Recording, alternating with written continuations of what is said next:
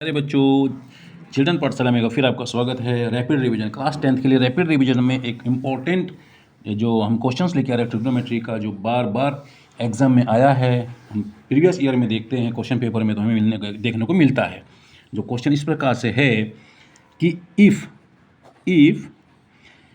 3 cot theta is equal to 4, so find the value of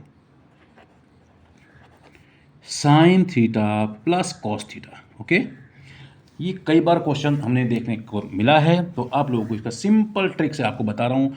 हमने previous video में हमको बताया था कि ऐसे टाइप के क्वेश्चंस को हम याद रखना है कि ट्रायंगल बेस पे होता है। सबसे पहले सिंपल इसका ट्रायंगल बना लीजिए, और यदि थीटा बोला तो हम इस एंगल को थीटा यूज़ कर लेते हैं।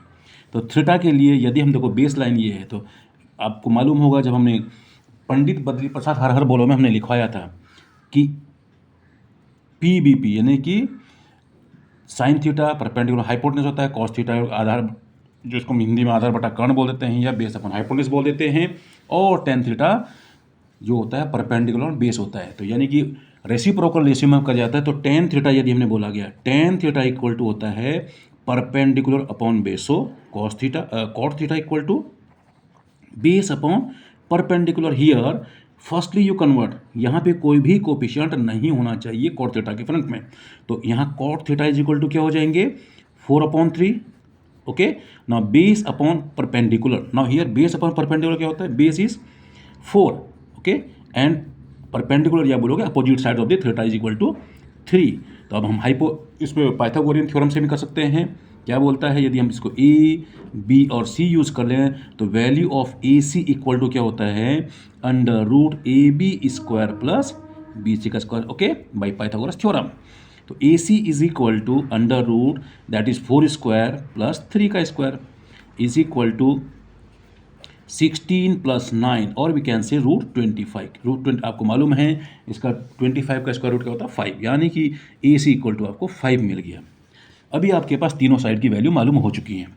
सिंपल जो हमने बताया था पंडित बद्री प्रसाद हर हर बोलो में, sine theta is equal to होता है that is perpendicular upon hypotenuse, here 3/5।